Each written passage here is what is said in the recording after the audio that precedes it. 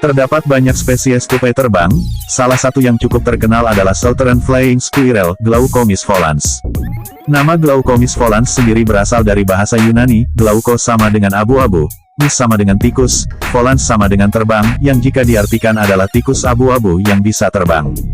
Meskipun demikian, tupai terbang sebenarnya tidak bisa terbang seperti burung. Hanya satu mamalia yang benar-benar dapat terbang, yaitu kelelawar. Tupai terbang hanya bisa melayang dari satu pohon ke pohon lainnya ataupun meluncur dari pohon ke tanah tanpa harus mengalami cedera. Kemampuan melayang mereka cukup mengagumkan, pernah tercatat mampu menempuh jarak hingga 90 meter jauhnya. Tupai terbang menggunakan pergelangan tangan mereka sebagai kemudi, sedangkan ekor berbulu mereka digunakan untuk keseimbangan dan rem sebelum pendaratan. Tupai terbang memiliki bulu sangat tebal dengan mata gelap yang sangat besar, karena tupai terbang adalah hewan nokturnal aktif saat malam. Di bagian sisi tubuh mereka di antara kaki depan dan kaki belakang terdapat membran tipis seperti kulit ditutupi bulu yang digunakan untuk melayang. Keluarga tupai terbang memiliki banyak jenis yang tersebar di dunia. Diketahui terdapat 15 jenis tupai terbang, diantaranya adalah Aeretes, Aeromys, Belomys, Biswamoyopterus, Eoglaucomys, Pepetaurus, Glaucomys, Hilopetes, Iomys, Petaurilus, Petaurista, Petinomys, Pteromys, Pteromiscus, dan Trogopterus. Yang terbesar adalah spesies tupai terbang berbulu, Pepetaurus cineres. Aeromys tephromelas, Black Flying Squirrels Aeromys tephromelas, tersebar mulai dari Thailand hingga Borneo.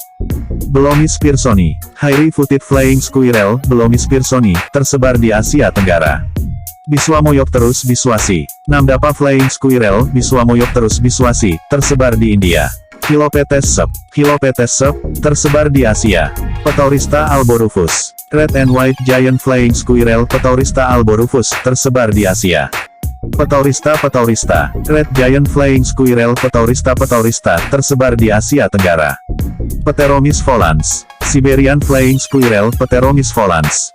Habitat tupai terbang beragam tergantung jenis dan penyebarannya. Untuk Glaucomys volans biasanya ditemukan di selatan dan timur Amerika Serikat. Di Indonesia, tupai-tupai terbang tersebar di hampir semua pulau-pulau besar seperti Sumatera, Kalimantan, Sulawesi, dan Jawa. Hilopetes winstoni, Sumatran Flying Squirrel, adalah tupai terbang asli Indonesia yang mendiami hutan Pulau Sumatera. Tupai terbang membuat sarang di lubang-lubang di pohon berbatang besar, biasanya pohon mati. Di dalam lubang tersebut, tupai terbang suka meletakkan daun dan ranting untuk membuat sarang mereka lebih nyaman dan hangat. Tidak jarang tupai terbang menggunakan sarang burung pelatuk yang sudah ditinggalkan sebagai sarang baru mereka.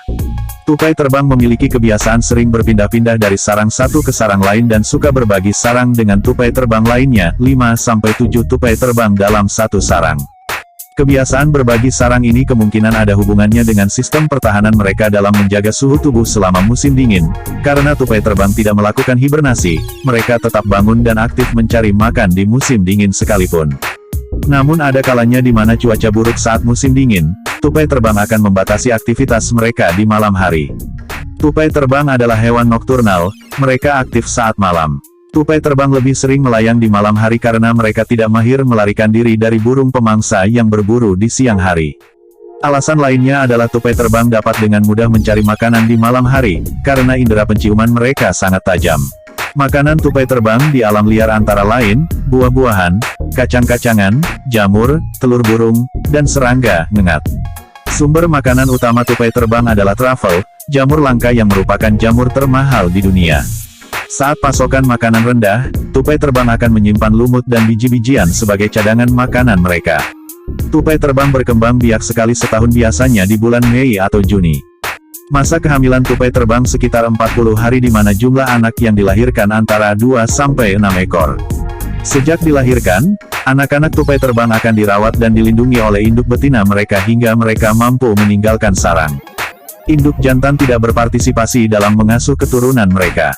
Anak tupai terbang terlahir gundul, mata tertutup, dengan kulit berwarna merah transparan. Berat bayi tupai terbang berkisar antara 3-6 gram dengan panjang 60 mm. Setelah 2 minggu berat mereka akan bertambah menjadi 10-15 gram. Sekitar usia 4 minggu, mata anak tupai sudah mulai terbuka dan tubuh mereka sudah sepenuhnya ditumbuhi bulu dengan berat badan 25 gram dan panjang 15 cm. Di minggu-minggu selanjutnya, Anak tupai mulai berlatih melompat dan melayang. Setelah 7 minggu tupai terbang remaja sudah bisa melayang hingga 1,8 meter, dan akan benar-benar mandiri setelah berusia 12 minggu. Tupai terbang akan dewasa secara seksual sekitar 1-2 tahun dan siklus kembali berulang. Dengan kemampuan rakun memanjat dan mengendap-endap, mengharuskan tupai terbang harus sering berpindah-pindah sarang agar tidak dimangsa. Saat terdampar di tanah, kucing rumah menjadi salah satu predator utama tupai terbang. Berkamuflase sebagai cabang pohon membuat tupai terbang harus berhati-hati memilih tempat pendaratan mereka di pohon jika tidak mau berakhir di perut ular. Saat di udara pun tupai terbang tidak sepenuhnya aman karena banyak burung pemangsa yang memiliki kemampuan terbang dan manuver yang jauh lebih baik yang siap memangsa mereka. Saat ini, tupai terbang dan sugar glider banyak diperdagangkan sebagai hewan peliharaan. Meskipun memiliki tampilan fisik yang mirip, mata besar, bagian perut berwarna putih, dan membran di sisi tubuh yang dapat digunakan untuk melayang, tupai terbang dan sugar glider adalah berasal dari dua subkelas berbeda, mereka hanya berkerabat jauh bukan satu keluarga. Tupai terbang masuk dalam subkelas hewan berplasenta, yaitu hewan yang semasa janin berkembang dalam plasenta di dalam tubuh induknya. Sedangkan sugar glider masuk dalam subkelas marsupalia, hewan berkantung, sama halnya seperti kanguru dan koala, di mana janin dikeluarkan dari tubuh sang induk dengan ukuran sangat kecil untuk selanjutnya berkembang dan menyusui di dalam kantong induknya.